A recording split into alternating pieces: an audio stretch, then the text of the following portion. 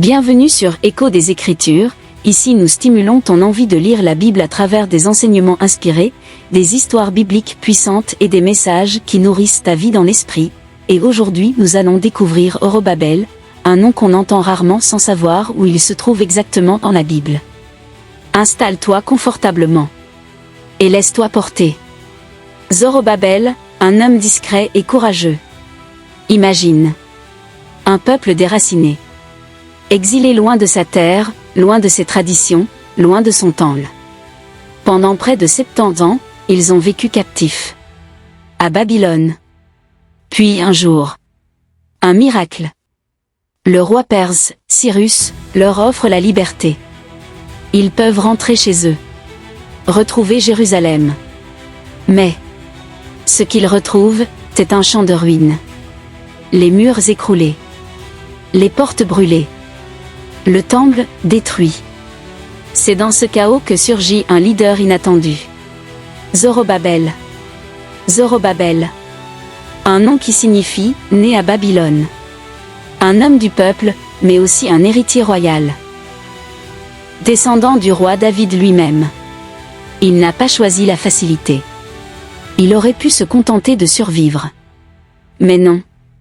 Il accepte la mission immense, reconstruire le temple. Reconstruire un peuple. Reconstruire l'espoir. Mais reconstruire, ce n'est pas simple. Il y a d'abord la désolation. Des pierres éparpillées. Un chantier démesuré. Ensuite, il y a les oppositions. Les peuples voisins cherchent à tout arrêter. Et puis, la fatigue. Le découragement. Certains disent, pourquoi reconstruire ? Cela ne sera jamais aussi beau qu'avant. Alors les travaux s'arrêtent. Le rêve semble mourir. Mais Dieu n'abandonne pas. Un prophète se lève, Zacharie. Et il proclame ce message. Ce n'est ni par la force, ni par la puissance, mais par mon esprit, dit le Seigneur des armées. Quelle parole puissante! Zorobabel n'a pas besoin d'une armée. Il n'a pas besoin d'or ni d'épée. Il a besoin d'un cœur fidèle. Et puis cette autre promesse. Qui es-tu, grande montagne? Devant Zorobabel, tu deviendras une plaine. La montagne d'obstacles. Dieu la rase. La montagne d'injustice. Dieu l'aplanit. Fortifié par ses paroles. Zorobabel reprend les travaux. Un jour, une pierre. Un autre jour, un mur. Sans précipitation. Avec persévérance. Petit à petit. Le temple renaît. Sous ses mains. Sous sa foi. Et nous, aujourd'hui? Quelles sont nos montagnes? Un projet en ruine? Un rêve éteint? Un cœur fatigué? Souviens-toi.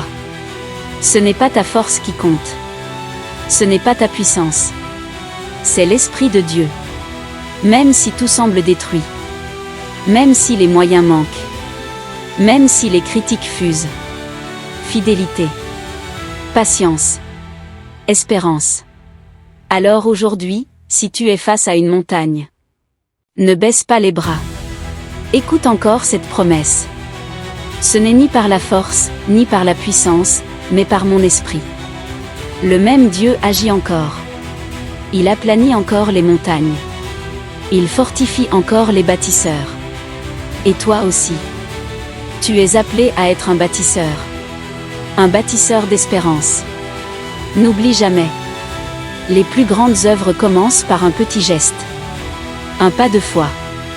Merci d'avoir écouté cette histoire. Que ton chemin soit fortifié. Que ta montagne devienne une plaine. À très bientôt. Si ce message t'a encouragé, fonce lire ta Bible pour découvrir les détails. Abonne-toi pour recevoir d'autres paroles de foi. Laisse un « Qui es-tu haute montagne » en commentaire, et partage cette vidéo pour répandre l'écho des Écritures.